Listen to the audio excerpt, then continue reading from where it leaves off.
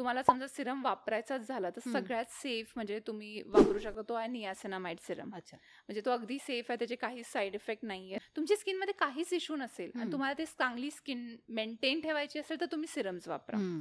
म्हणजे तुम्ही niacinamide Serum वापरू शकता, ते अगदी सेफ आहे, त्यांनी काही इरिटेशन होत नाही. तुमची ड्राय स्किन असेल तर तुम्ही नियासिनामाइड वापरू शकता. ऑइली स्किन असेल तर सॅलिसिलिक ॲसिड सिरम्स वापरायचे. आणि पिगमेंटेशनचा ज्यांना इश्यू असेल त्यांनी ग्लायकॉलिक ॲसिड सिरम्स वापरायचे किंवा विटॅमिन सी सिरम्स वापरायचे. ज्यांना थोडे फ्रेकलची टेंडन्सी आहे किंवा लेंटिजन्स येतात किंवा पिगमेंटेशन असेल तर विटॅमिन सी सिरम वापरायचा. अँटी एजिंगसाठी रेटिनॉल सिरम्स चांगले आहेत. सो असे प्रत्येक इंडिकेशनसाठी आपण हे सिरम्स यूज करू शकतो.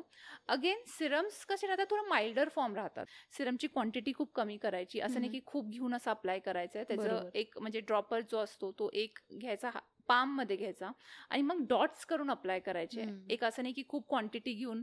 आणि स्पेशली जो